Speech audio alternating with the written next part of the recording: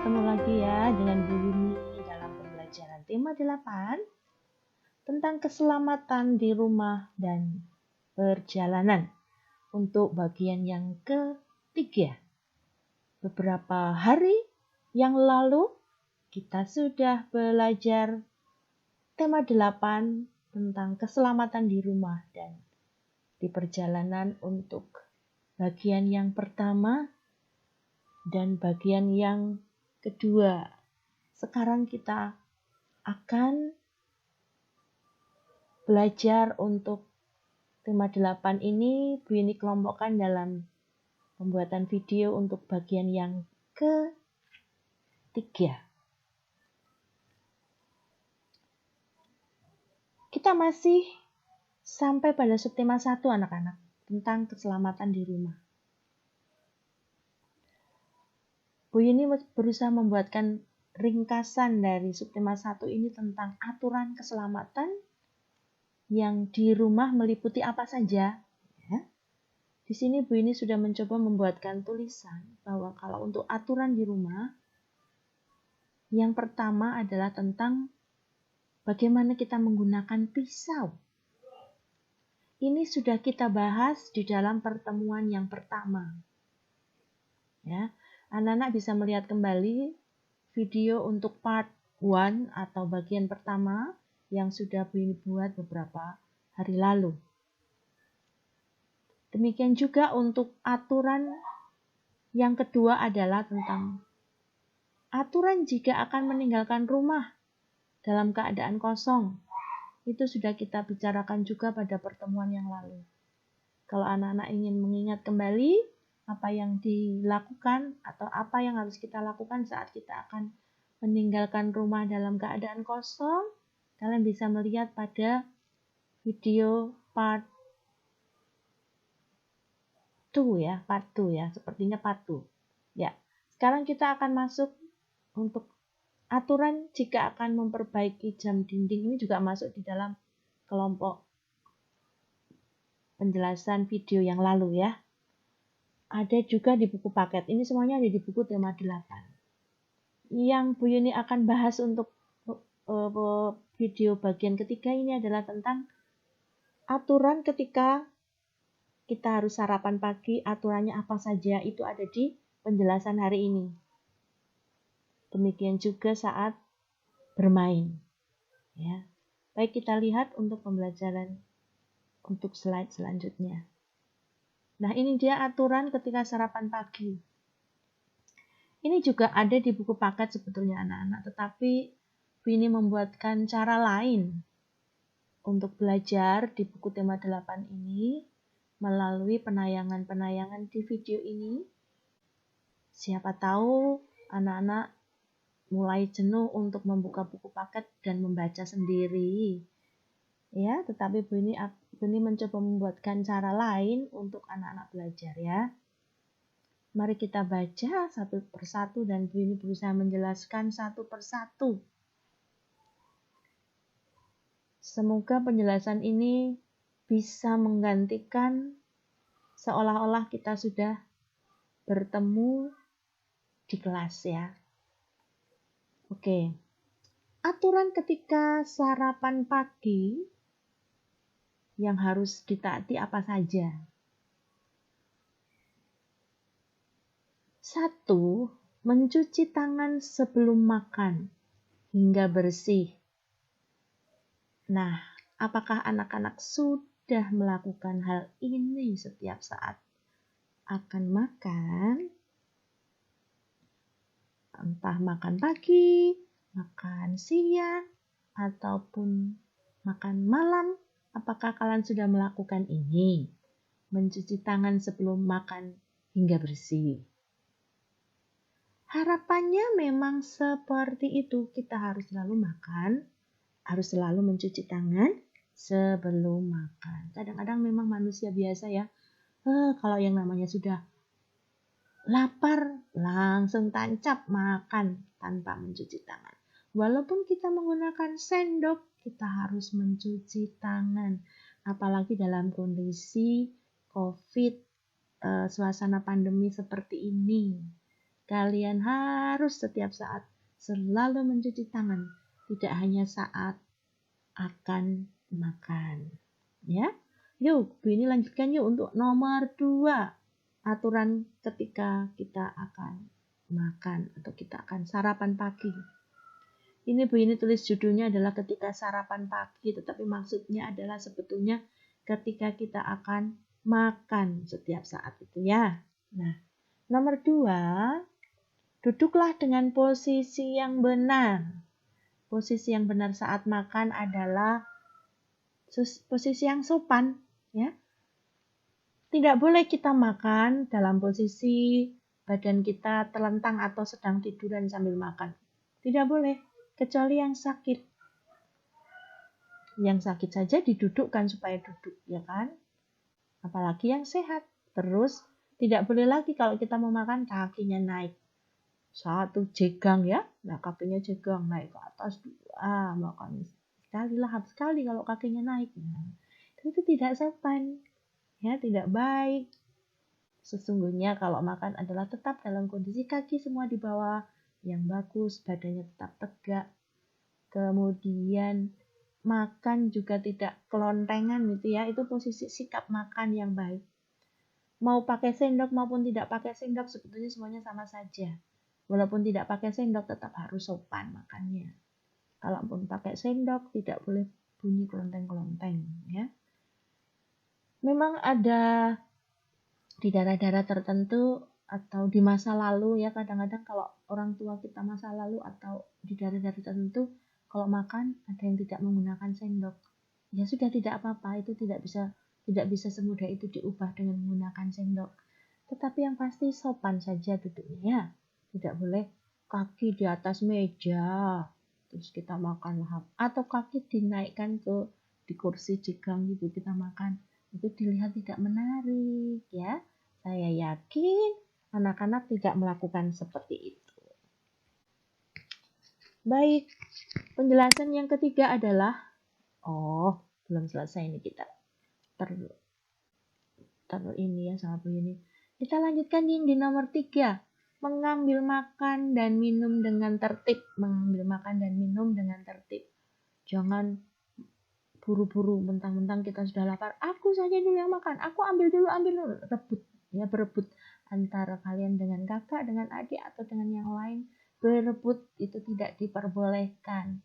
Tunggu dulu kalau sedang ada teman, kalau sedang ada saudara kita atau kakak, adik atau ibu ayah sedang mengambil makan, tunggu sampai mereka selesai mengambil makan. Nanti dapat giliran juga kita akan bisa mengambil nasi itu, akan bisa mengambil sayur itu ya. Ditunggu dulu, tenang dulu, sabar dulu, giliran ya. Nomor 4, nah ini yang penting juga, berdoa kepada Tuhan sesuai ajaran agama kita.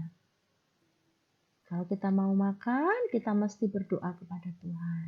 Oh iya anak-anak, berbicara soal tulisan Tuhan ini, Bu ini jadi ingat ya, untuk di pembelajaran ini sekalian Bu ini nanti jelaskan tentang penulisan Tuhan ya. Nah, apa sekarang aja ya, nanti kita lanjutkan ke nomor 5, 6, 7, 8 setelah ini ya. Tetapi Bu ini langsung di nomor 4 ini Bu ini akan mencoba sekalian ya, bagaimana cara menuliskan Tuhan yang betul. Ini di nomor 4 kalian melihat berdoa kepada Tuhan sesuai ajaran agama yang dianut. T-nya besar ya.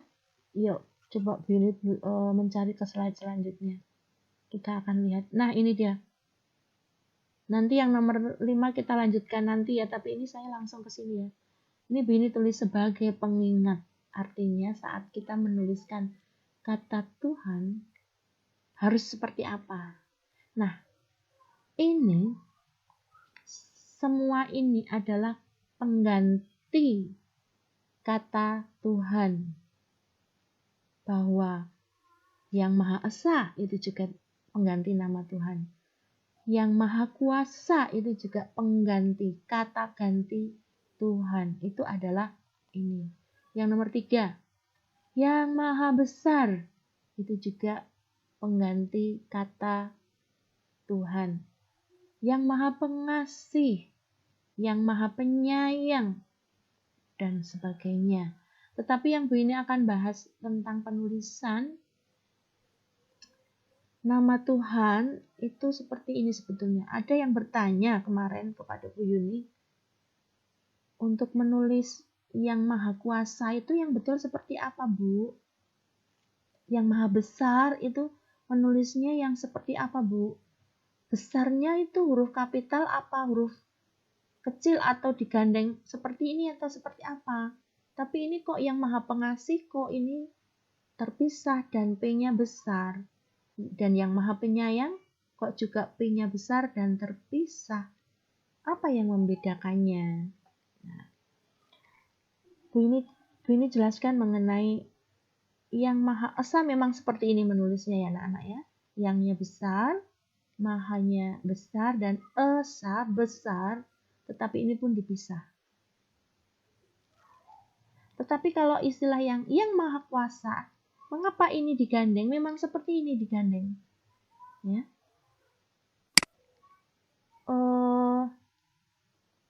Sebab, kalau Bu ini bisa jelaskan seperti ini. Maha kuasa. Kata yang mengikuti kata maha, itu berarti kuasa ini ya. Kuasa itu yang mengikuti atau setelah kata maha maksudnya ya. Setelah kata maha, jika kata itu adalah kata dasar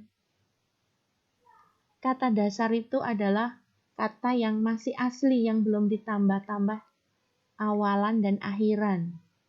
Ya, ini kuasa ini masih asli. Kata dasar. Ya, bukan tidak ada kata tambahan lainnya. Ya. Beda dengan pengasih. Pengasih itu kata dasarnya adalah kasih. Dia mendapatkan awalan menjadi pengasih.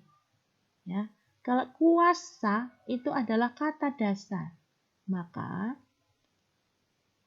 kata setelah maha itu adalah kata dasar. Jika kata setelah maha ini adalah kata dasar, maka maha kuasa ini harus disambung. Ya, maha kuasa ini harus disambung. Jadi bukan maha kuasa, bukan ya, atau misalnya maha kuasa terus K-nya huruf kapital, itu ternyata bukan. Yang betul adalah maha kuasa, sebab kuasa ini adalah kata dasar, sehingga kata yang mengikuti maha itu, jika kata yang mengikuti kata maha itu adalah kata dasar, maka itu harus disambung. Itu aturannya untuk penulisan kata ganti Tuhan yang maha kuasa itu ya.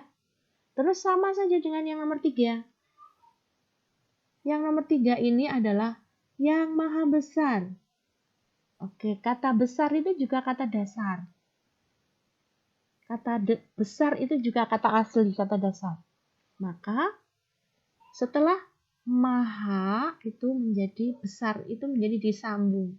Maha besar. Bukan maha besar, bukan begitu. Tapi maha besar. B-nya kecil saja dan disambung. Maha besar. Paham ya? Dan sekarang itu yang nomor 4. Yang maha pengasih. Nah, karena pengasih itu adalah kata dasarnya adalah kasih, mendapat tambahan menjadi pengasih, maka kata yang mengikuti maha dengan kata pengasih itu dipisah. P-nya besar. Sekali lagi, karena kata yang mengikuti kata maha itu adalah bukan kata asli, ya, alias kata dasar yang sudah mendapat awalan menjadi pengasih, itu berarti sudah bukan kata asli atau kata dasar, maka dipisah dan diberi huruf kapital untuk kata Jadi yang maha pengasih. Demikian juga untuk yang nomor 5, yang maha penyayang. Penyayang itu dari kata sayang, mendapat tambahan menjadi penyayang. Berarti kalau kata penyayang itu sudah bukan kata yang asli. Kata aslinya kan sayang, mendapat tambahan pe. Maka maha dipisah penyayang. Jadi paham ya, untuk yang nomor 2 dan 3 ini penulisannya seperti ini. Jadi kalau kemarin ada yang bertanya, Bu ini menjawab dengan penjelasan di video ini. Paham ya anak-anak? Kita kembali ke penjelasan yang aturan ketika sarapan atau kata aturan ketika akan makan, ya, seperti apa saja. Tadi kita sampai di nomor 4. Berdoa kepada Tuhan sesuai ajaran agama. Nah, tadi kita udah tahu ya penulisan kata ganti Tuhan. Itu seperti itu tadi. Nomor 5. Nah, makan pelan-pelan dan tidak terburu-buru.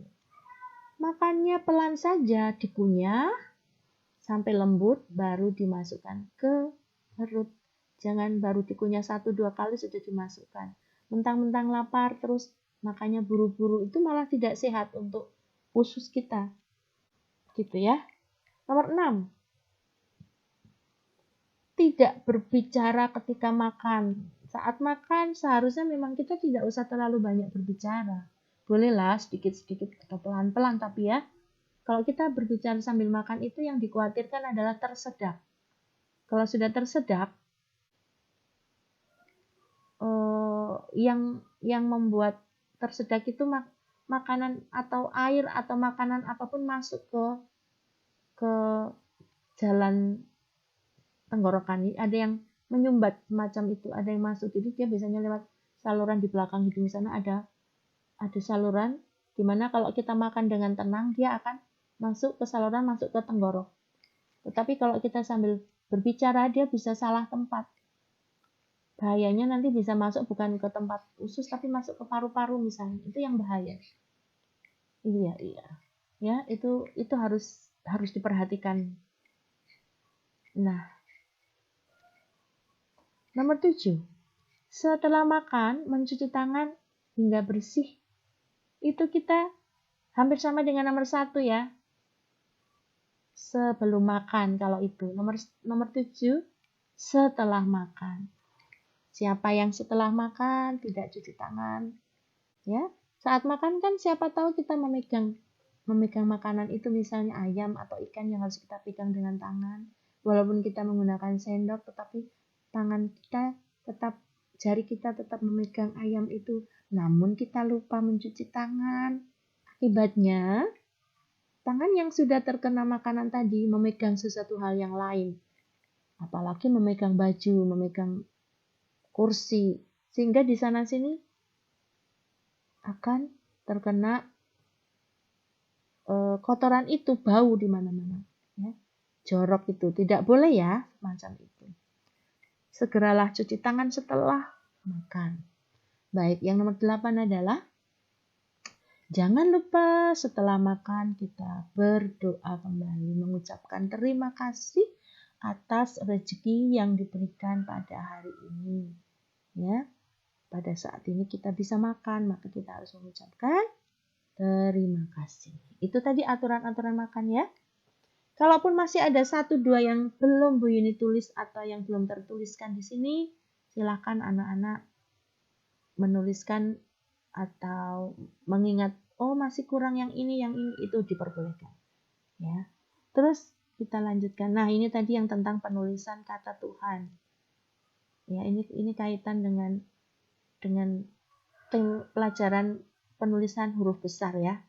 Memang di tema ini, di subtema ini ada tentang penulisan huruf besar itu. Anak-anak masih ingat kan persyaratan atau penulisan huruf besar itu ada di mana saja kan? Jadi kembali dilihat pembelajaran yang waktu itu. Ya. Kita lanjut saja. Nah, di subtema 1 ini ada tentang aturan ketika bermain. Nah, kalau Bu Yuni ini mencarikan contoh permainan yang lain. Kalau di buku tematik, di buku tema 8 ada tentang permainan yang lain juga. anak-anak di aturan ketika bermain yang saat ini, Bu Yuni memberi contoh tentang bermain bola. Ya, bermain bola. Bu Yuni membuat contoh yang lain ya. Nah, untuk bermain bola ini ada banyak aturan ya. Mengapa ada banyak aturan? Ini sebenarnya untuk supaya jalannya permainan menjadi lebih lancar. Sebetulnya ada banyak itu aturan permainan bola. Ada sekitar 17. Termasuk aturan larangan misalnya seperti bagaimana kalau peserta di belakang lawan dan sebagainya, itu ada istilahnya, tapi Bu ini ambil saja yang contohnya ya. Ya ini satu. Untuk ukuran lapangan sepak bola itu harus seperti apa?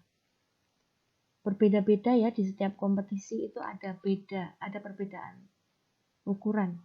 Nanti dalam hal ini anak-anak bisa melihat atau mengembangkan diri mencari sumber-sumber lain tentang aturan-aturan dalam bermain bola. Tapi ini ambilkan yang umum saja ini. Yang kedua adalah misalnya tentang ukuran bola. Ukuran bola itu ternyata juga ada perbedaannya loh, ya.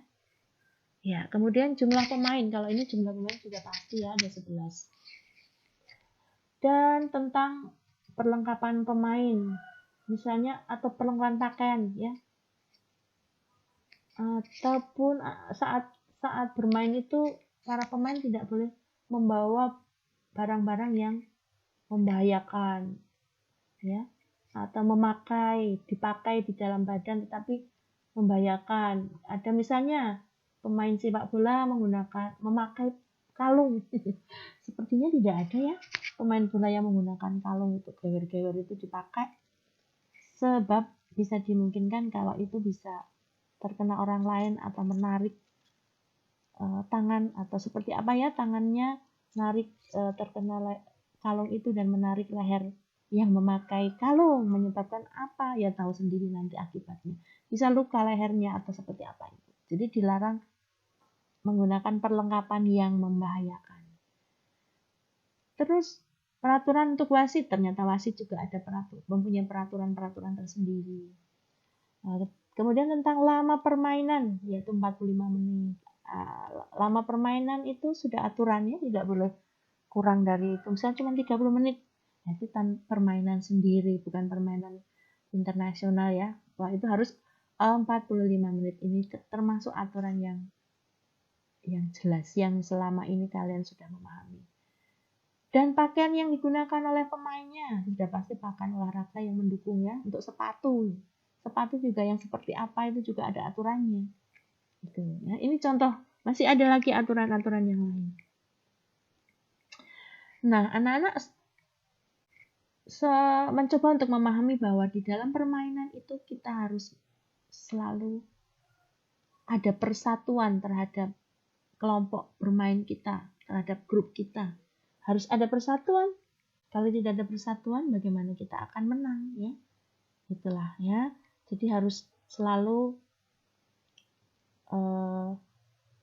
mengutamakan kebersamaan, persatuan itu. Nah, untuk menuju kemenangan, setiap permainan tentu membutuhkan persatuan. Ini perlu diingat ya. Jadi ini kata kunci atau kata inti dari dalam bermain, bahwa untuk menuju kemenangan atau untuk setiap permainan kita selalu membutuhkan persatuan supaya bisa mendapatkan kemenangan. Gitu. Ya. Nah, ini tugas yang harus dikerjakan. Bahwa ini mungkin sudah ada yang sudah mengerjakannya. Tidak apa-apa, ini intinya seperti ini. Sebutkan bermacam-macam kegiatan yang membutuhkan persatuan. Nah, coba diingat-ingat, bermain itu menurut Bu Yuni atau menurut kita, coba kalian ingat-ingat atau kalian pilah-pilah satu persatu tentang permainan. Apakah ada permainan yang bermain sendiri ya? Coba diingat-ingat, Bu ini kok sampai sekarang kok masih merasa sepertinya bermain itu harus bersama orang lain ya. Coba kalau kita bermain dakon misalnya 2 orang saja, tetapi 2 orang itu tidak ada orang lain, jadi kita juga yang bermain. Ya bisa, tetapi saya kira itu kurang enak ya, kurang menarik, kurang seru gitu ya. Tetap harus ada orang lain yang diajak untuk bermain. Di kesempatan ini coba anak-anak cari kegiatannya. Ini kegiatan loh, ini kegiatan. Yang nomor 1 ini adalah tentang kegiatan yang membutuhkan persatuan. Itu apa saja? Yang membutuhkan orang lain untuk bekerja sama maksudnya ya. Itu apa saja coba? Ya. Saya kasih contoh satu saja. Kegiatan yang membutuhkan kerjasama dari orang lain misalnya.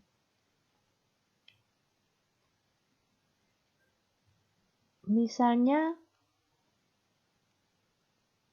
bekerja bakti. Kegiatannya apa? Bekerja bakti. Membersihkan atau membersihkan gardu ronda. Ya bisa kita kerjakan sendiri, tetapi sepertinya capek dan kita harus membutuhkan orang lain untuk bersama-sama. Yuk dibantu, kita akan membersihkan gardu ronda. Nah itu berarti membutuhkan persatuan. Kalau sudah bersatu membersihkan ronda itu banyak orang yang membantu, pasti akan cepat selesai dan hasilnya akan lebih baik dibandingkan kita mengerjakan sendiri.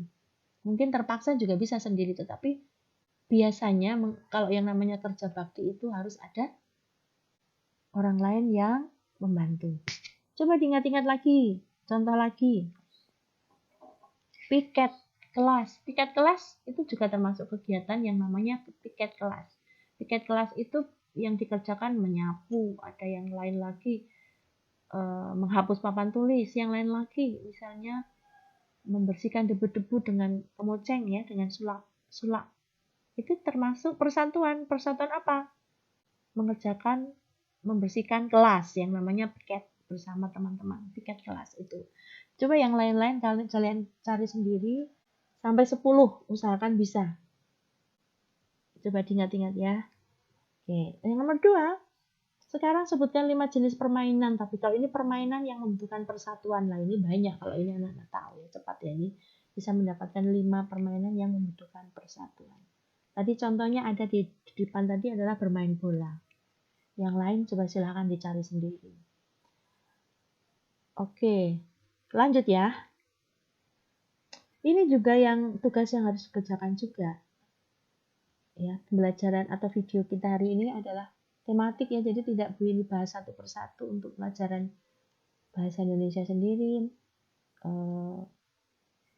pelajaran SPDP sendiri atau PPKN sendiri, tetapi boleh gabung bersama. Untuk tugas ini adalah buat kalimat dengan menggunakan kata yang maha besar. Penulisan yang maha besar, B-nya kecil dan disambung ya, sekali lagi ya. Ingat-ingat. Membuat kalimat dengan kata yang maha besar. Walaupun itu ada di tengah, ya, di tengah kalimat di tengah, yang itu harus sudah huruf kapital. Maha harus sudah huruf kapital. Ini yang nomor 2 adalah susunlah menjadi kalimat yang benar. Nah, ada 3 nomor ini, susun menjadi kalimat yang benar. Ini pilih ambil dari buku tema 8, buku paket. Oke, kita lihat. Oh, ternyata hari ini harus diselesaikan. Tapi kalau memang terpaksa ya, mundur tidak apa-apa. Baik anak-anak, pembahasan kita tentang tema 8 untuk bagian ketiga ini sudah selesai. Ya, sengaja Bu ini membuatkan cara seperti ini supaya anak-anak belajarnya lebih bervariasi. Kita jumpa lagi untuk pembelajaran tema 8.